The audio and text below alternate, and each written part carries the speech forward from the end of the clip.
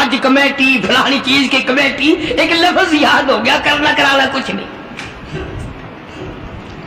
سیدنا فاروق اعظم شہزادے کو طلب کر لیا اور فرمایا یہاں کھڑے ہو جاؤ، تم نے اس نوجوان کو بیت اللہ کے قریب تھپڑ مارا، تماچا مارا اس کے منہ پہ، لگا اس نے بھی۔ جب یہ بات سنی، وہ شہزادہ جو تھا وہ مسلمان ہوا تھا، کہنے لگا فاروق اعظم شاید آپ نے مجھے پہچانا نہیں، شاید آپ نے مجھے پہچانا نہیں، میں تو جبلہ ابن اوہم ہوں، میں تو بہت بڑا آدمی ہوں، میں کوئی دیہاتی ہوں، کوئی عام آدمی ہوں جو فوراً آپ بدلہ دلوا رہے ہیں۔ سبحان اللہ، ماشاءاللہ۔ نے کہا میں تو شہزادہ ہوں، نے کہا ہاں ٹھیک ہے شہزادہ ہے، کہ میں تو اتنا بڑا آدمی ہوں، کہ ٹھیک ہے تو اتنا ہی بڑا آدمی ہے، میں تو جبلہ ابن اوہم ہوں، کہ ہاں تو جبلہ ابن اوہم ہے، مگر یہاں کھڑا ہو جا، یہ تجھے تھپڑ مارے گا۔ انہوں نے کہا کمال ہے، میں اتنا بڑا آدمی اور یہ 2 ٹکے کا آدمی مجھے تھپڑ مارے گا، کہ ہاں مارے گا۔ تمہارے یہاں چھوٹے بڑے کی کوئی تمیز نہیں کہ ہاں ہاں لا الہ الا اللہ محمد الرسول اللہ صلی اللہ علیہ وسلم پڑھنے والا یہاں سب ایک ہے، جس نے کلمہ پڑھا سب ایک ہو جاتے ہیں۔ ماشاءاللہ کا کامنٹ لازمی کریں، جزاک اللہ۔ کل ہی ایک آدمی 4 مہینے افغانستان کے مجاہدین کے ساتھ گزار کے آیا، دوست آدمی ہے، جہاں اس نے اور باتیں بتائی وہاں ایک یہ بات بتائی کہ ایک محاذ پہ ایک روسی کو پکڑ لیا، روسی بدماش کو پکڑ لیا، وہ جو آئے ہوئے ہیں نا، اس نے کلمہ پڑھ لیا، مسلمان بن گیا۔ تو 2-4 دن کے بعد اس سے پوچھا کہ تو نے اپنے کفر میں یا اپنے معاملات مذہب میں اور ہمارے اسلام میں کچھ فرق پایا؟ ایک بات اس نے بتائی، وہ میں نقل کر دیتا ہوں، شاید آپ کو بھی پسند آئے۔ جتنے کہ وہ مسلمان بنا اتنے کی بات اسے محسوس ہوئی، کہنے لگا میں اپنے منہ میں بڑا ٹوتھ پسٹ مارتا تھا، بڑا برش مارتا تھا، بڑی منجن مارتا تھا، اور میرے منہ کی بدبو نہیں جاتی تھی، جب سے میں نے تمہارا کلمہ پڑھا میرے منہ کی بو ختم ہو گئی، بالکل میرے منہ میں سے بدبو نہیں آتی، ورنہ میں خود تنگ تھا۔ اندازہ لگاؤ، لا الہ الا اللہ محمد الرسول اللہ پڑھنے سے اگر ایک روسی کافر کے منہ کی بدبو ختم ہو سکتی ہے تو کیا میرے تیرے جہنم کے سلگے ہوئے وہ لا الہ الا اللہ محمد الرسول اللہ پڑھنے سے جہنم کے انگارے نہیں بجھ جائیں گے؟ تو فاروق اعظم رضی اللہ تعالیٰ عنہ نے فرمایا کہ بھائی یہاں بدلہ دینا پڑے گا، یا کوئی چھوٹے بڑے کی بات نہیں۔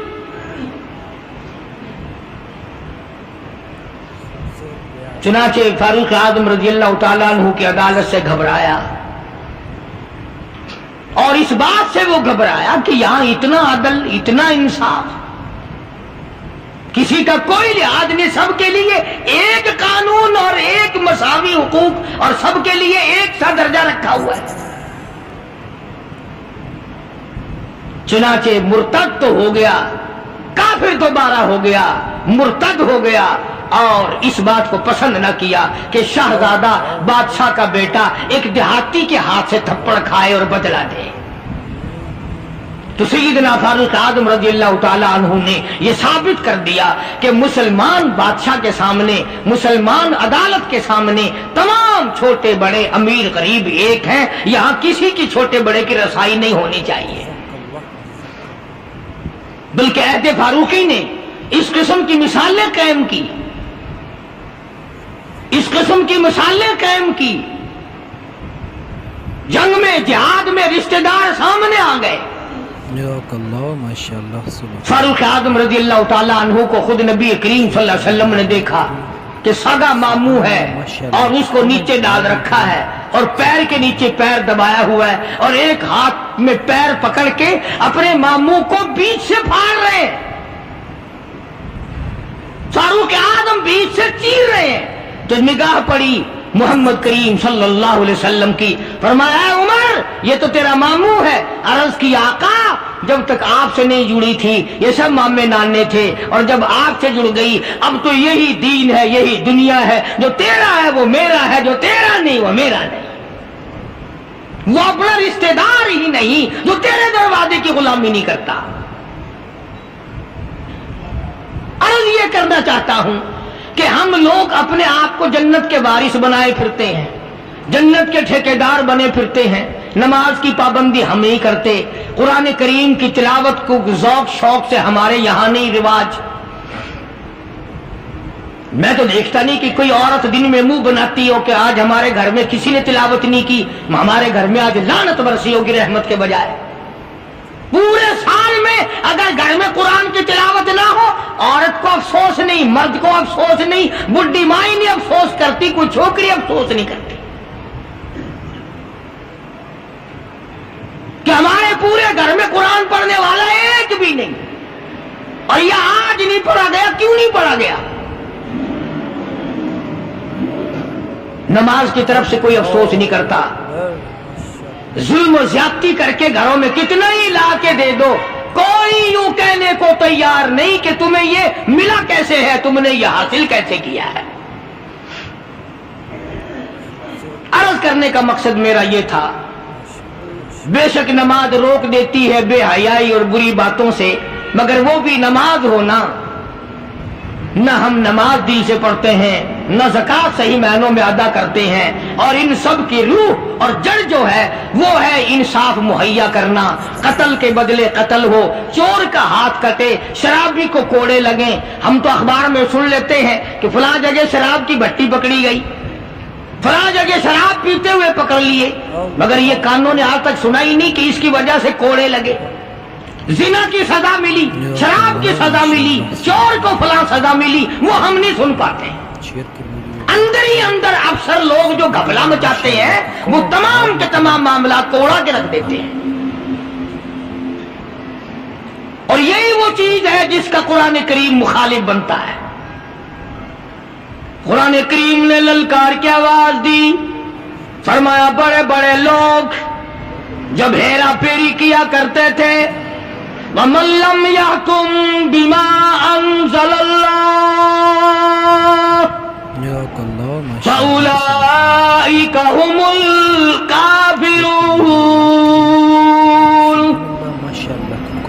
یہ وہ لوگ ہیں جنہوں نے اللہ کے نازل کردہ کام کے خلاف فیصلے کیے، تمام خلاف اس کی عدالتیں قائم کی، پرواہ نہ کی، سوچا تک نہیں۔ کہیں فرمایا وَمَن لَّمْ يَحْكُم بِمَا أَنزَلَ اللَّهُ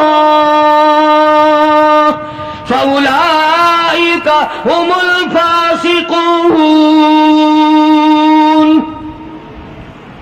قرآن کہتا ہے جو لوگ میرے قرآن کے خلاف بیٹھ کر فیصلہ کرتے ہیں، اللہ کہتا ہے یہ فاسق ہیں، یہ فاجر ہیں، یہ بدکار لوگ ہیں۔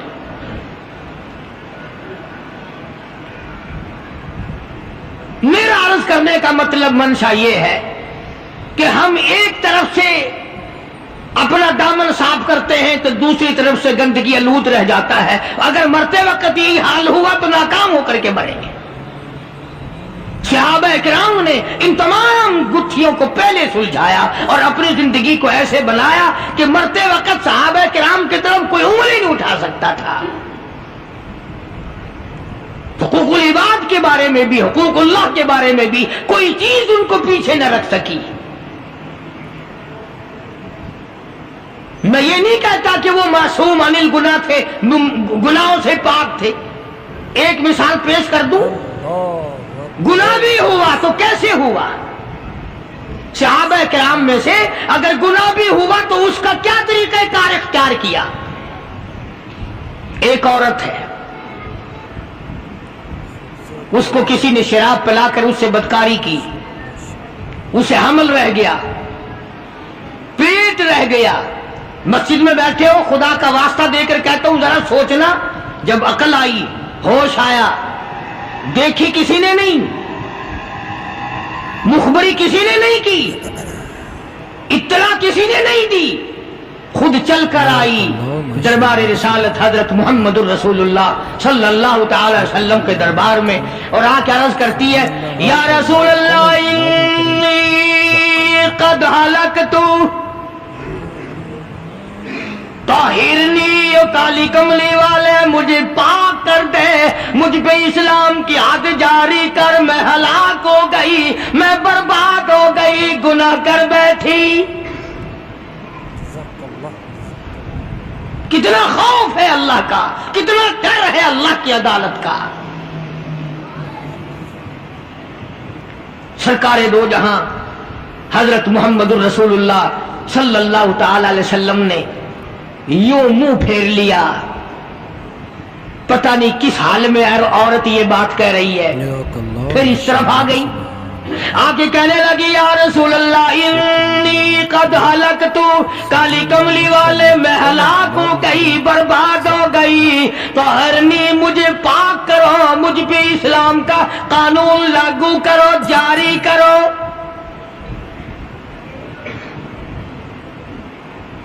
آپ نے فرمایا کچھ پی کے تو نہیں آئی اس وقت؟ کہتی ہے نہیں۔ کوئی نشہ تو نہیں؟ کہ نہیں۔ کسی نے تجھے یوں ہی برنگیختہ تو نہیں کر دیا؟ کہتی ہے نہیں۔ کہنے لگی مجھے حمل بھی ہے۔ فرمایا اچھا اب حد نہیں تجھ پہ جاری کی جا سکتی، گناہ تو نے کیا، بچے نے تھوڑا ہی کیا، وہ بھی تو ساتھ مرے گا، اس کا جواب عدالت خداوندی میں کون دے گا؟ چلی گئی،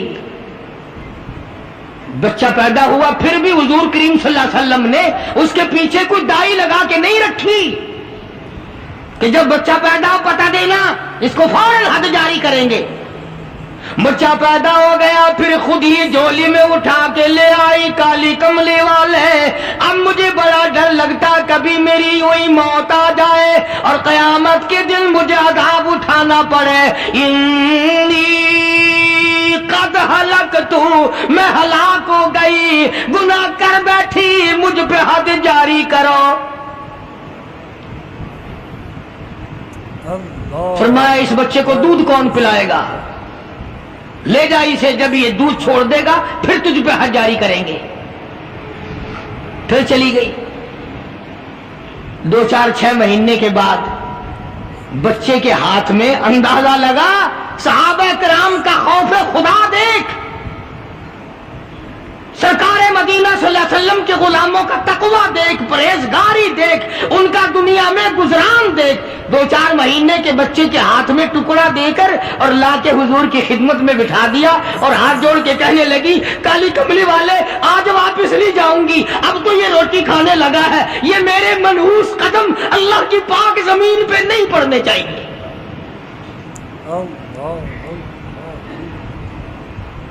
میرے یہ قدم اللہ کی اس پاک سرزمین پہ نہیں پڑنے چاہیے۔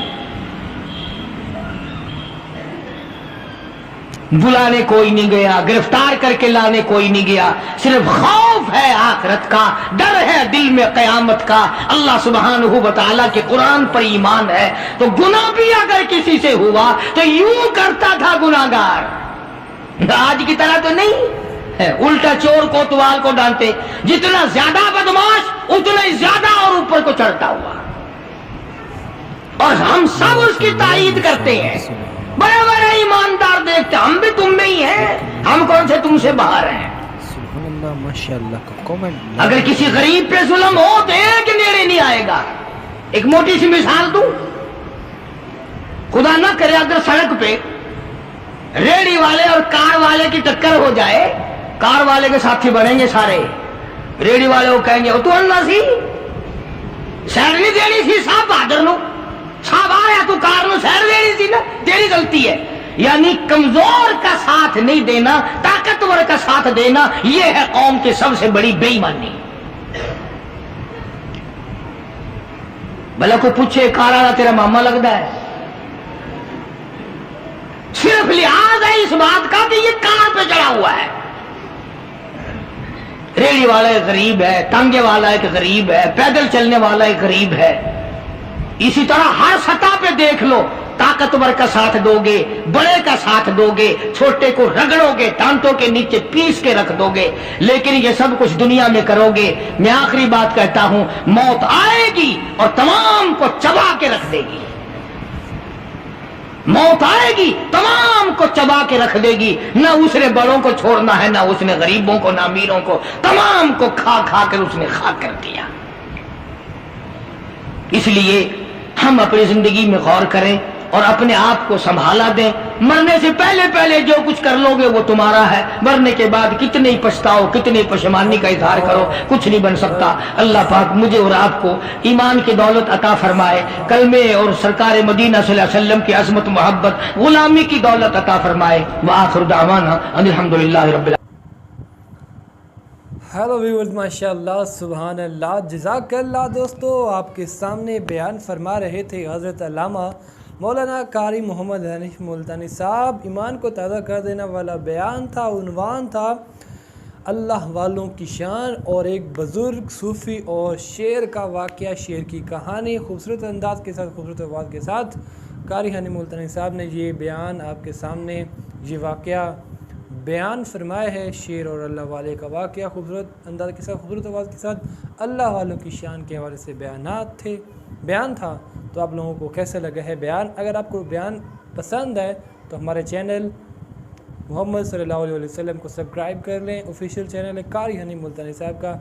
रिक्वेस्ट है कि ज़रूर सब्सक्राइब करें, क्योंकि हम आपके लिए डेली ऐसे ही लाते रहते हैं बयानात कारी हनीफ मुल्तानी साहब के। तो आप लोगों से उम्मीद है, सपोर्ट की ज़रूरत है, तो उम्मीद है आप लोग हमें सब्सक्राइब करेंगे, शेयर करेंगे हमारे चैनल को, हमारी वीडियो को लाइक करेंगे, और कमेंट सेक्शन में कमेंट ज़रूर करना है माशाअल्लाह, सुभान अल्लाह, जज़ाकल्लाह का कमेंट करके, ताकि हमारी हौसला अफजाई उसकी और सपोर्ट हो उसके, और अल्लाह ताला आप सबका हम नासिर हो। इंशाअल्लाह मिलते हैं नेक्स्ट वीडियो में, नेक्स्ट बयान में। तब